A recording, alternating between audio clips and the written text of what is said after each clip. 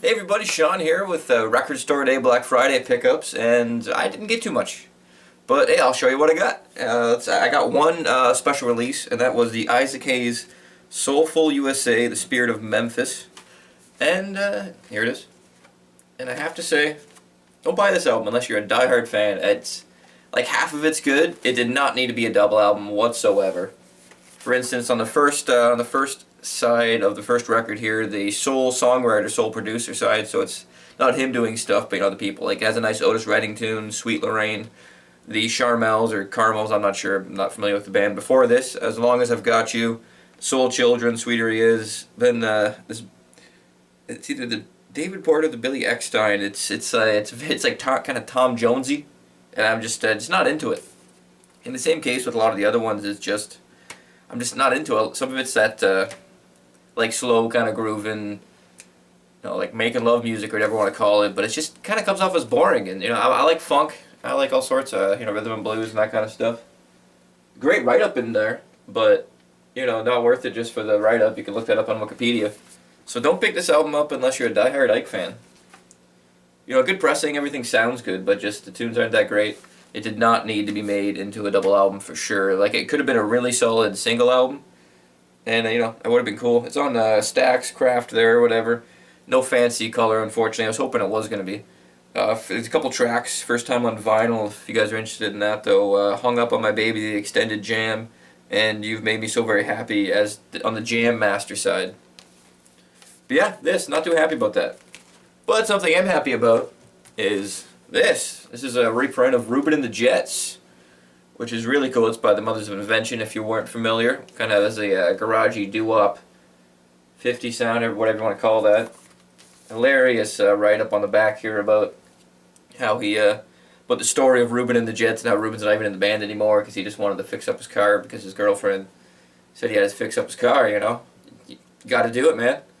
But yeah, really great album. It was unexpected for a bunch of it. It wasn't as overly produced as I thought it was. There's a lot more lavish saxophone pieces and stuff, but still great album. Just a little more sparse than I was expecting it to be. One of my favorite tracks is why can't I think of it right now? You Didn't Try to Call Me. I've had this version of the song stuck in my head for a week now. It's not the original Freakout version, but a later on version, which was also featured in You Can't Do That on Stage Anymore, Volume 1, I think. I recently picked up the Volume 1 and Volume 2 on CD. I want to get all of Zappa's, stuff that was just released on CD because that's the only way to get it. But yeah, great album. Great stuff. Has a couple other tracks that they do differently too, like How Could I Be Such a Fool, Any Way the Wind Blows. Yeah, great stuff though. Really cool. Oh, it comes with a couple really funny inserts. Pull these out here. One is here, How to Do the Bop, I believe. Hopefully that's coming up. There it is. Come up camera. Yeah, it says, listening to the nifty beat of the Ruben and the Jets will undoubtedly make you want to do the bop. The urge to dance will overpower you. Because of this uncontrollable force, a page of detailed bop dance step instructions is enclosed. Yeah, really cool. And another one I actually like more is how to...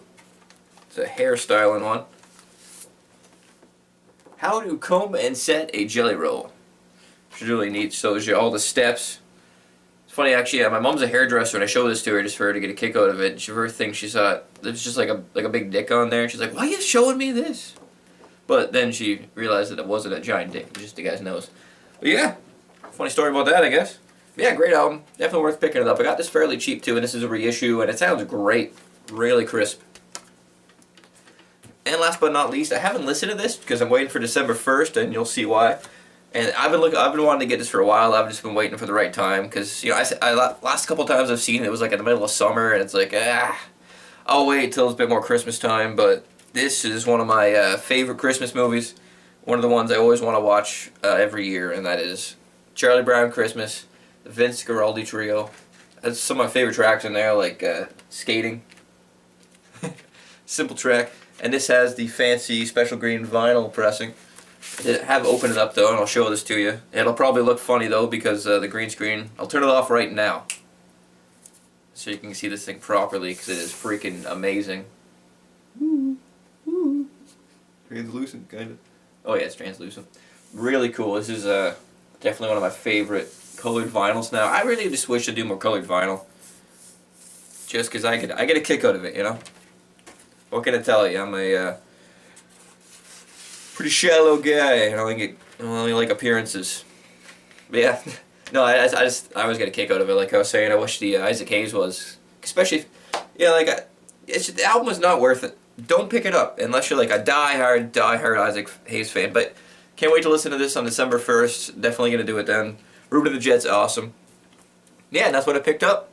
Hope you guys like what you saw. Please like, comment, subscribe, all that kind of stuff. Also, if you haven't seen it, go check out my short movie I made for last Halloween called An Unfortunate Afternoon.